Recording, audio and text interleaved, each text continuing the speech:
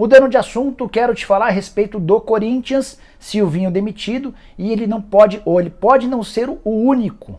Existe uma pressão muito grande, externa e também interna em relação ao Roberto de Andrade. A externa é conhecida.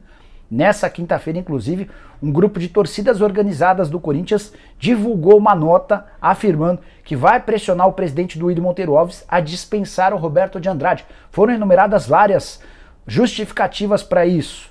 Vou ler um dos trechos dessa carta, abre aspas. Mesmo com todos os números baixíssimos de aproveitamento do Silvinho em meses, Roberto de Andrade resolveu bancá-lo quando o projeto já estava evidente que não daria certo. Perdemos tempo precioso de negociações com um técnico mais experiente, tempo de entrosamento do time e agora não temos nenhum plano B. Outro trecho da carta. Isso não é só teimosia, é incompetência. Por isso, exigimos mais uma vez, fora Roberto de Andrade. Queremos um diretor de futebol capaz, que entenda de futebol. Queremos planejamento. Fecha aspas.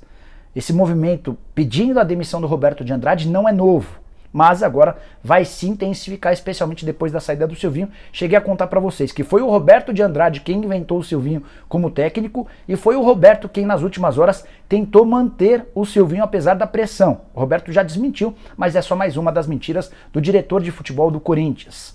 Para arrematar, informação exclusiva e importante.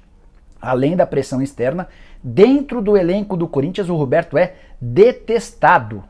Vários jogadores importantes do Corinthians e funcionários do Parque Ecológico do Tietê não gostam do Roberto de Andrade. Pela arrogância, pela grosseria, pela forma como ele lida no dia a dia, por já ter feito uma série de promessas em relação a pagamentos de direitos de imagem e luvas atrasados que não se confirmaram, enfim. É um dirigente mal avaliado pelo elenco de futebol. Imagino que ninguém vai confirmar isso de forma pública, mas chequei com 3 fontes diferentes e as 3 me asseguraram que o elenco de futebol do Corinthians não respeita seu diretor. A relação entre Roberto e Duílio, que é o presidente, é muito forte. O Duílio já foi diretor de futebol nos tempos em que o Roberto era o presidente, até por isso é provável que o Roberto tenha carta branca pelo menos por mais algum tempo. Mas posso te assegurar que a situação para ele dentro do Corinthians é muito ruim. E antes de mudar de assunto, só contar, como eu contei ou revelei para vocês pela manhã, o plano A do Corinthians hoje é Jorge Jesus. A grande questão é financeira. A pedida do JJ gira na casa dos 4 milhões de euros livres de impostos por temporada.